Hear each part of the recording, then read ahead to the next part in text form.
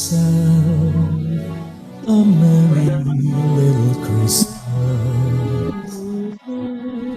Let your heart be light.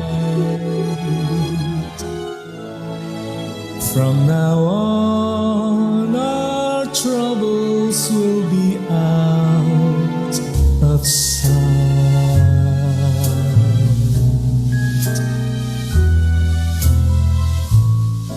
Have yourself a merry little Christmas.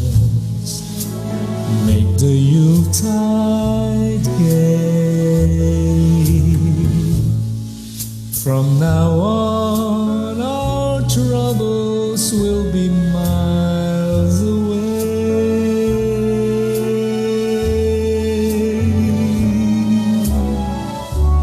Here we are as in olden days, happy golden days of yore. Faithful friends who are dear to us, gather near to us once more. Through the years we all will be together, if the fates allow. Hang a shining star upon the highest bough,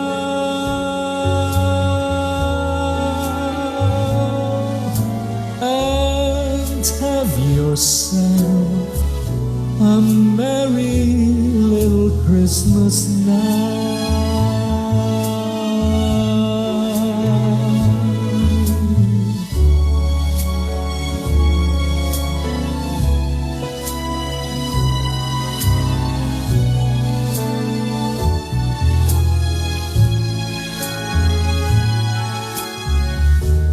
Faithful friends who are dear to us, gather near to us once more.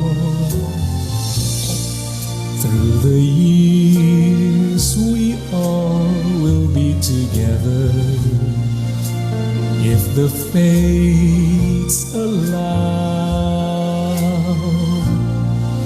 Hang a shining star above the highest bough,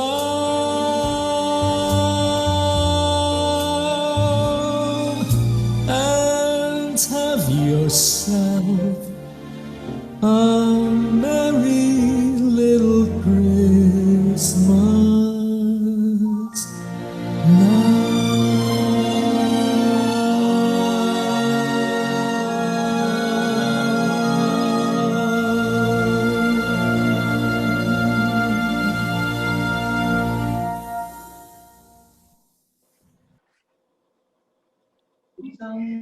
Wow.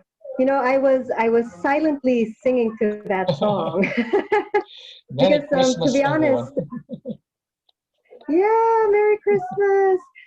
Even if we have COVID-19, I don't think that it should bring us down, right? Yes, yes. Yeah. And yeah, like I said, that song is actually one of my favorite Christmas songs. And I even have a choral arrangement. Oh, I made a choral arrangement for that because I am also part of a choir in church, mhm. also known as APY, or Apostleship of Prayer Youth. Unfortunately, we don't have any opportunities to meet due to COVID-19, but I remember performing that song with them, and it's such a beautiful song. So anyhow, let's welcome back our guest from last episode, Mr. Amit Weiner, or Mr. Amit Weiner. I'm so sorry. The pronunciation is terrible. And anyhow, he is a composer, arranger, film scorer, professor, and pianist all the way from Israel. So welcome back, sir. Thank you Welcome for back. coming Tata. Thank to our you. Good to episode be here. again. Mm. Good to be here Shalom. again. And Shalom, Amit. Shalom. yes, shalom, right? And toda. Tuda Amit. Thank you. Thank you. Thank And you. Thank you. Tuda for you for hosting me again here. Thank you so much. Yes. Yes. Yes, thank you, thank you. And this is the first time that we're having the same guest for the next episode. So I believe if all of you viewers remember Russell from a previous episode, he is also one of those guests who would also want to come back. So aside from Russell, I hope if Mr. Amit would be available in the future, he would still come by when he's available, Mr. Amit. If you would be free in the future together with your students, of course. So thank you so much. So he's back here with us to give us further knowledge and wisdom about film music. So once again, I'm Sam. I'm Anton. I'm Nina. Chào An. Great, yes. To all parts and the parts of the world. Yeah, good afternoon also Yes. to the other parts of the world. Yes. And of course, mabuhay and good evening to everyone. Thank you for coming. So, thank you, thank you. So, from Mr. Amit, we learned a lot of important things from him regarding some musical aspects in correlation to the justification of a particular scene or character in a film or in a piece of movie. So, in this case, we were also inspired by Mr. Amit's journey towards film music.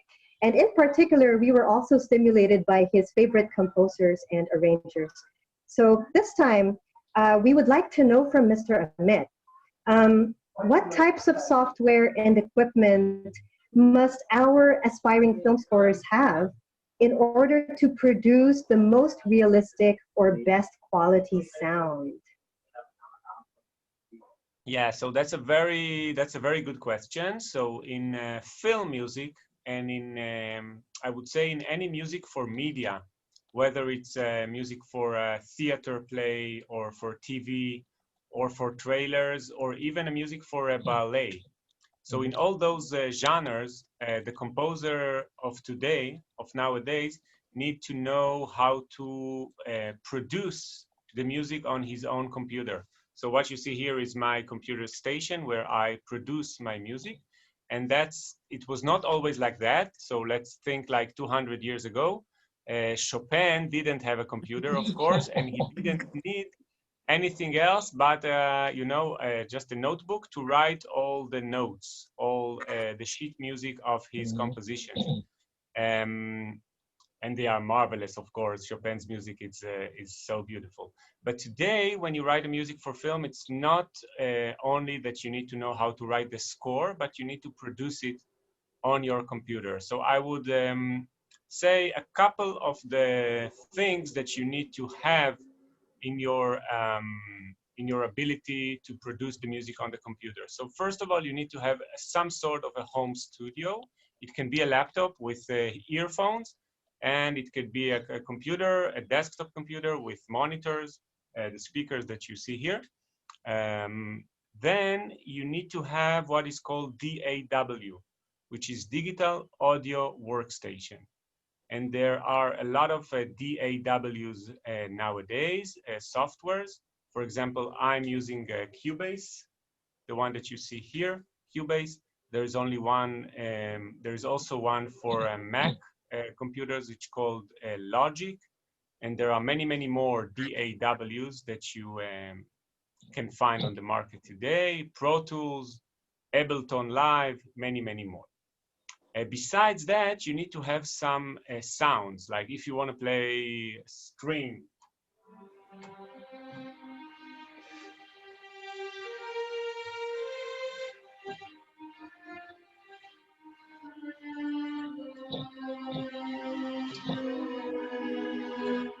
Okay, you need some sounds on your computer if you want to play strings, any type of orchestral sounds. So there are many, it's called sample libraries, companies that are selling sounds to your computer, orchestral or electronic sounds. So also you need to have those in your computer. And what I would recommend also very much is this, which is a MIDI keyboard. It's not a regular piano, it's only a keyboard. It doesn't have any sound on its own. When the computer is silent, so you won't hear anything. Okay, it's not like a regular piano, it's a MIDI keyboard that sends the computer what is called MIDI, which is the best way for you to play your music for films. And I would say just one more thing, which is very interesting today, and for me it's very exciting as a composer as well, that today as a composer you actually play all the instruments of the orchestra on your MIDI keyboard, which is pretty exciting, and it's very learning process, because it's not enough to write the score, okay, for the orchestra. You actually play the oboe, and then you play the clarinet, and you play the percussion and the strings, violin 1, violin 2, viola. You play actually each and every instrument of the orchestra yourself, which is a little bit exhausting. It's not so easy, of course, but it's very exciting because you can really conduct your own music. You are the composer, the conductor, and you are actually your own orchestra as well. That's it. Wow, Wow. sounds very technical. It's like I went into another dimension. Yeah. But I understand how meticulous film scorers have to be, right?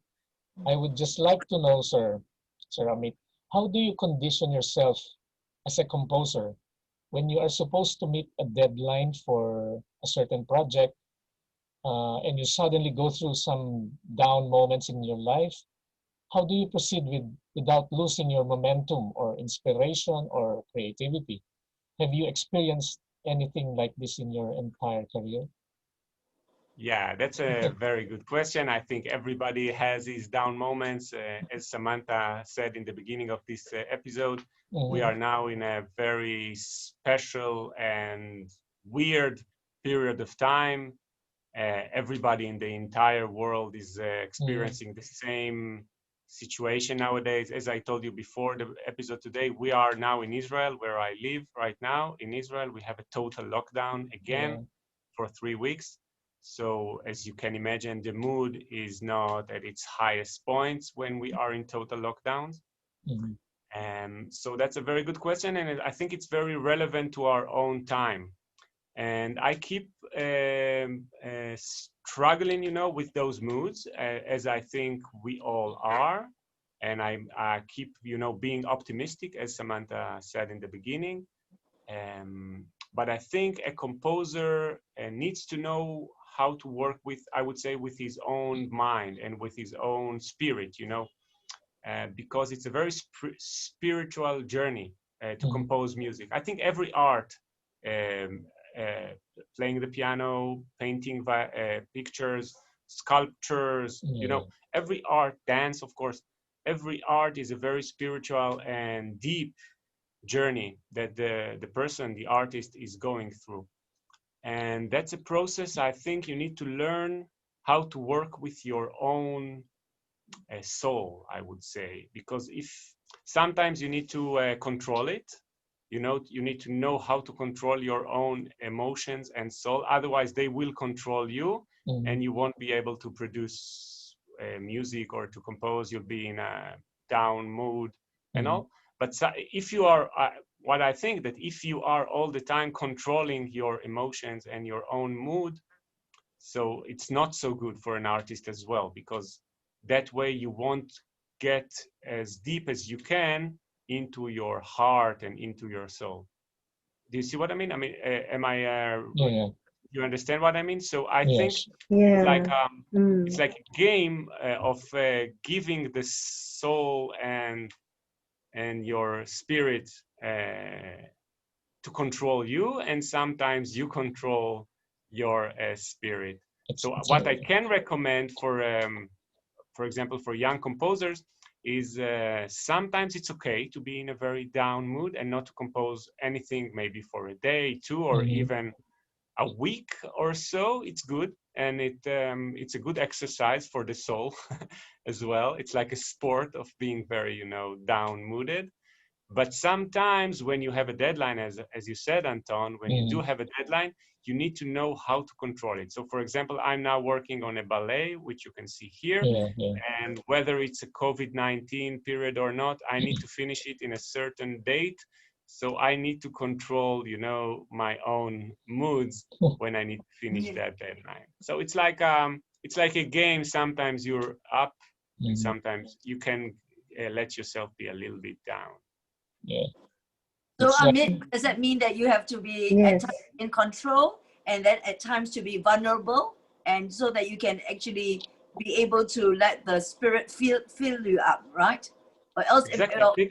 yeah, I that think it's the same, Corinna. Won't you agree that it's the same when you play the piano? Sometimes you need to be very in control of things. Otherwise, your finger will get lost and you won't play Chopin's notes. yeah. And sometimes you need to let yourself go and, you know, just give yourself and all your emotions to let Chopin fill you with all his beautiful music. Don't you I think? mean, that's where the practice comes in, you know, where the practice comes in, you get all the technical aspects, but when you perform, you're already letting go, right? yeah. And Yeah. especially if you play with another person, you already actually is a give and take, right? There is, it's not quite scripted, right? And some people, you just have a better chemistry than others, and you just work so well together. But I can understand from your film scoring that point of view that you have to be sometimes in control, everything on deadline, and yet vulnerable, and to be able to let your spirit flow.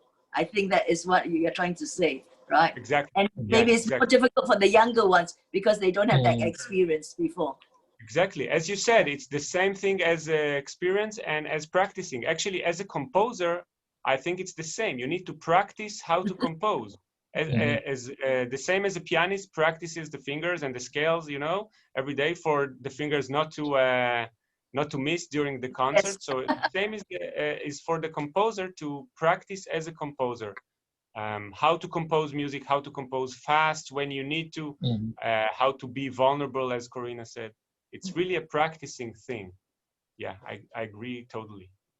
I think it's the same as writing. Also, as you True. know, when you're a reporter or writing for articles and you have on Yes. deadline, it's the same, right? You must have your craft, so you must be able to write fast.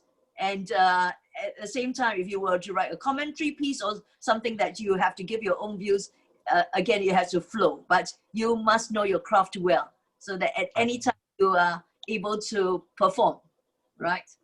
Yeah, I agree. Yeah, that's true. Actually, that's something that I also struggle with.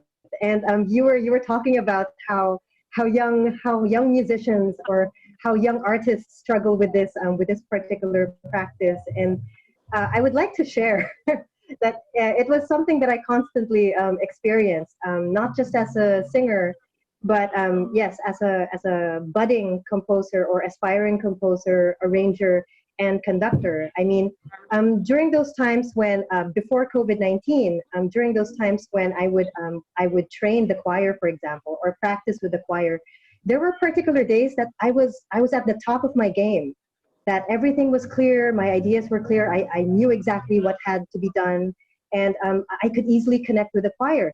But there were also other days that I felt that I could not really teach them properly, or that we did not really connect, and that really frustrated me, giving me these thoughts, these negative thoughts of whether I could be a conductor or not, or whether I'm yes, I constantly had and still have those doubts about whether I'm musically capable of achieving these ambitions that I still have at such a young age.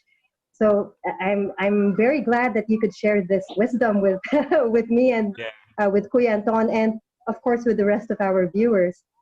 I'll ask more about that later on if there's a chance. But of course, this goes to show that with great talent comes great responsibility, right? And I believe that Mr. Amit also prepared some original pieces again for us today, which I am so excited to hear and watch. So, sir, could you please introduce them to us? Yes, thank you very much. So I think I will share here two pieces from different genres and from different worlds. So first is film music. It's a very short film. about recycling. The readings, the speaker will be reading in Hebrew, our language here in Israel, Hebrew. So I guess you and also the viewers will not understand, but I can explain what is she about to say. So she'll say that we all the time throw, garbage and waste on the beaches, and of course it's so bad that the beaches are now full with all of our waste. So it's about recycling and not throwing our waste to the ocean. And it's a 1 minute short film, and the music that you will hear is very emotional. That's what the client wanted, very emotional, a lot of violins and strings and some piano as well. So I will now just start sharing it. Just a second.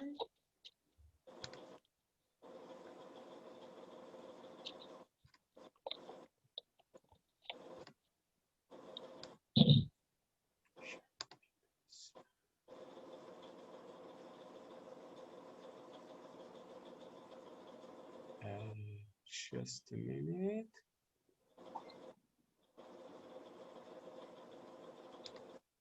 Just a second, I don't find it here somehow. One moment, please.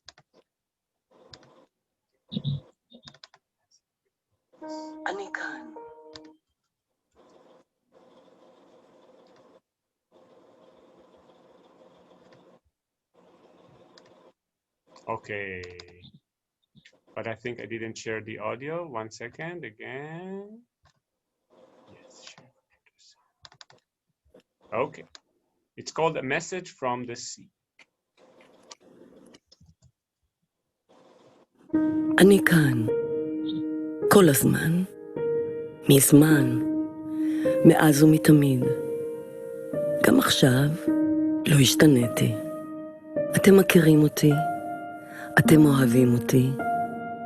אנחנו מתחבקים. יש בינינו רגעים שנזכור תמיד. מה שאתם לא יודעים זה שאתם פוגעים בי, בלי כוונה, בלי לדעת. אין לי דרך לומר לכם את זה, אבל ככה לא אוהבים.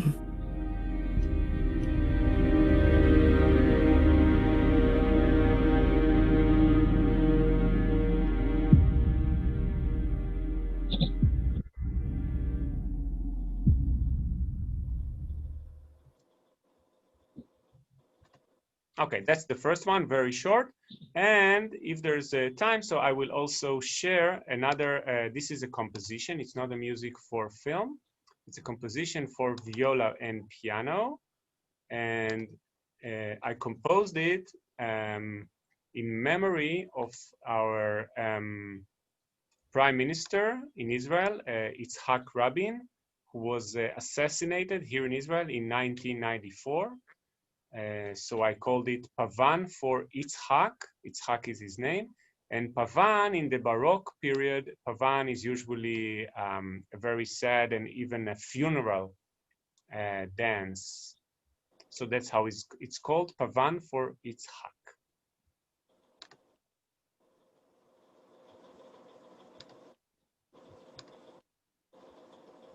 Let me just look for it again.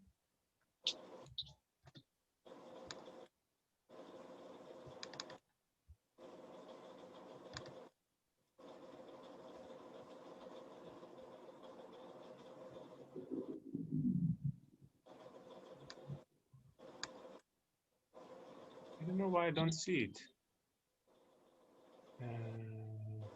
Just a second, sorry.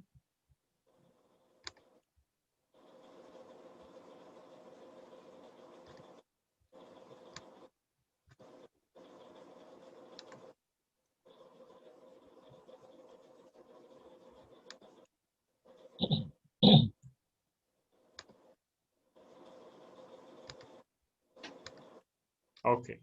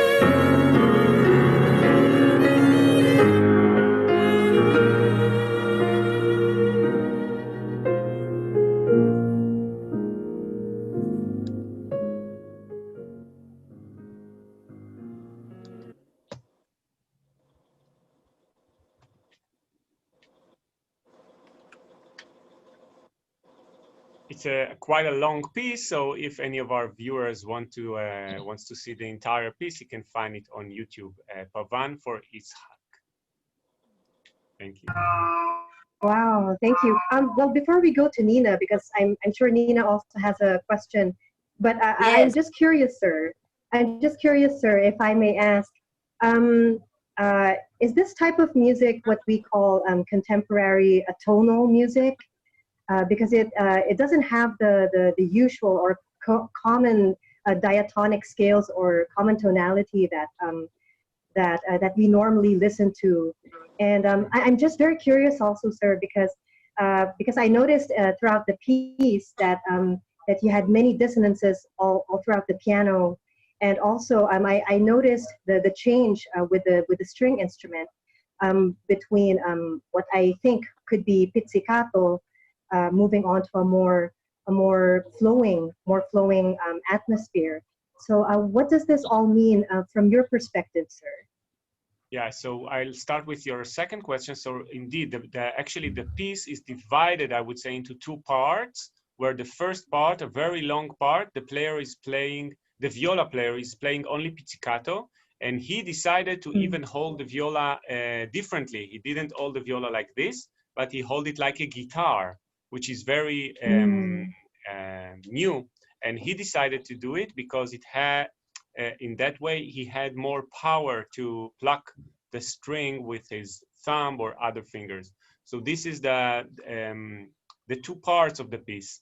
For me, the first part with the pizzicato is very contained, you know, and very constrained, I would say, because all the emotions are very, very contained when the viola player is playing pizzicato, because he cannot really play espressivo and beautiful melodies when he's playing pizzicato. So the piano is playing the main melody and the viola accompanied the piano. And then everything opens up when the viola is playing arco finally, which is what we are usually hearing from a string instrument. And there the viola gets the, you know, the very long melody which reaches very, very high notes for the viola, of course. And that's where he gets the very emotional part in it. And just very briefly about your first question, so it's not really a tonal piece, I would say, because it does have a tonality. It's in a B flat minor.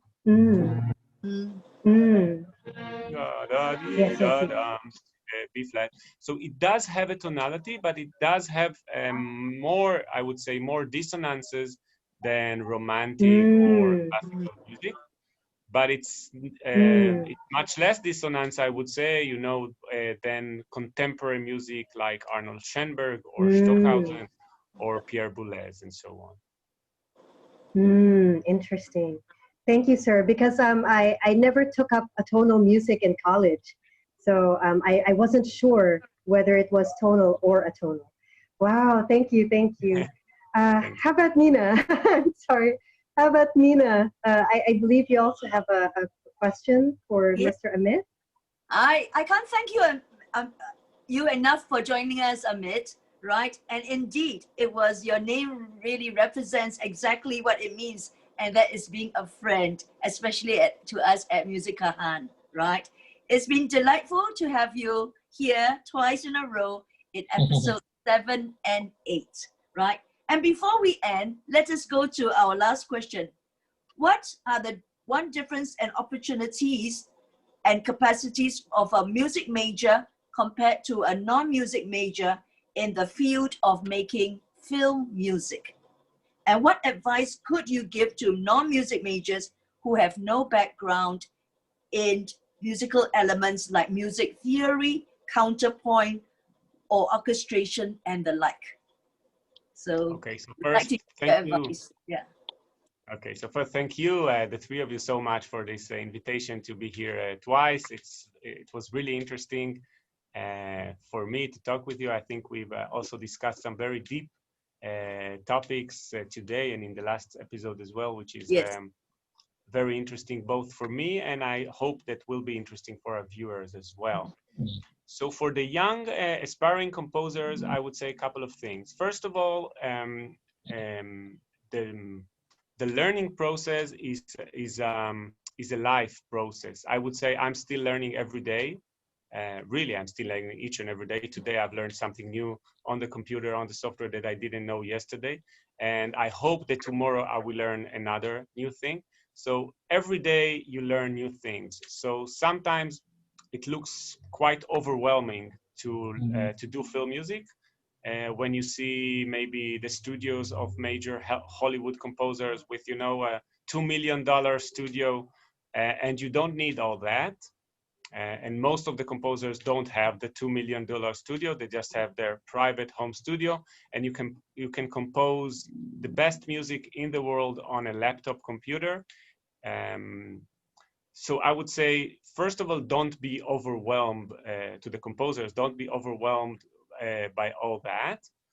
And then about the technical stuff and also the theory knowledge.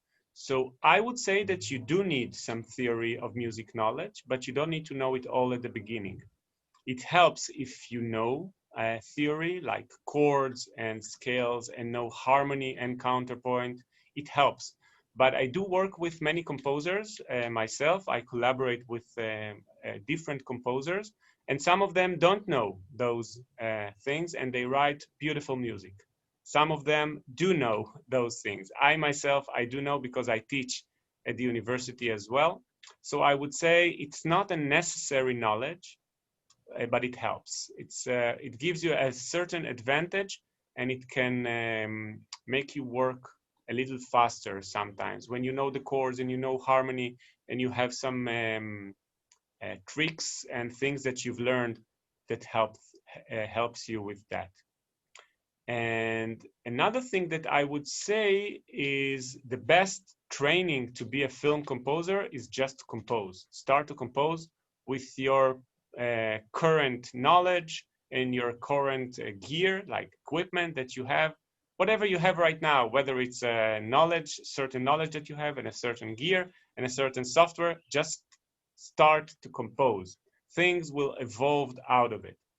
And I tell my students at the Jerusalem Academy of Music all the time, if you wait until you will have that $2 million studio in LA, and if you wait until you know everything about theory of music and counterpoint and harmony, you will never compose music. You'll become, when you're 80 years old, you will know it all, but you will never compose music.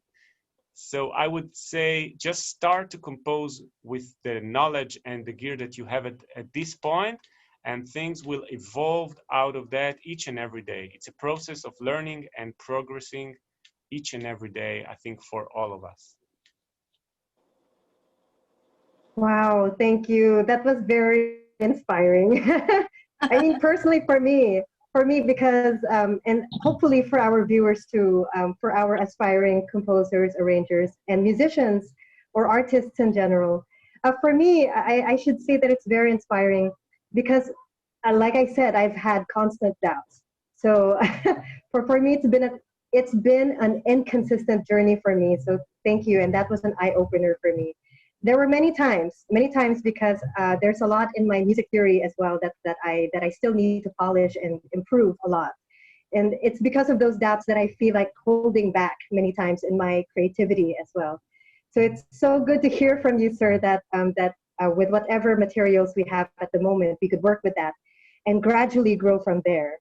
So thank you so much for mentioning Yeah, that. I really believe that in the bottom of my heart, because I think I see it on myself that each and every year and each and every month I'm doing a better music and produces better, and I know more things that I knew last month. So if I was waiting all the time to know what I know today and to know what I'll know next year, then I will never do anything. Just wait until I know it all. Yeah. Right. Wow. Thank you, sir. Thank you for that wisdom. I need more of that. I guess as a young person, I don't have it yet, but hopefully in the future, when I reach that point, I could say, once upon a time, Mr. Amit told me these things. Right. Thank you. Well, again, we cannot thank you enough. So thank you so much, Mr. Amit, for everything you've shared with us since the previous episode. And I really hope that we could still remain in touch with you after this, even if we don't do further episodes. So thank Me you. too. Me And too. so, Sure. Me too. I look forward to it. Thank you so much. oh, thank you so much. So just before we end, we still have one final song. And again, this song will be performed and interpreted by Mr. Anton Go on vocals and Miss Karina Chang on piano. Now, this song is called On a Clear Day, composed by Burton Lane and Alan Jay, originally sung by Andy Williams. So again, this will be performed by Mr. Anton Go and Miss Karina Chang.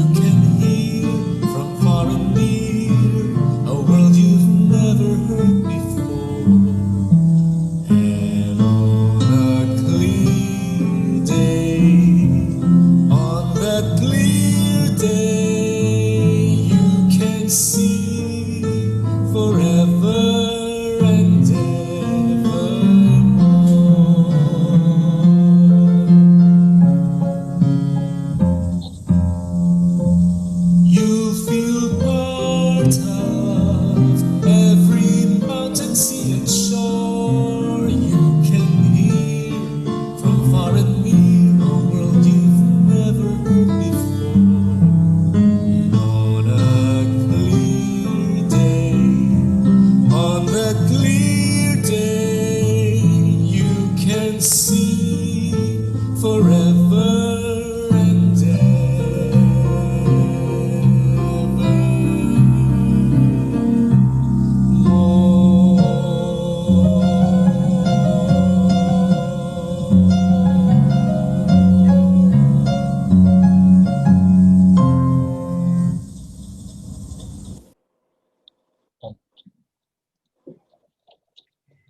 Okay.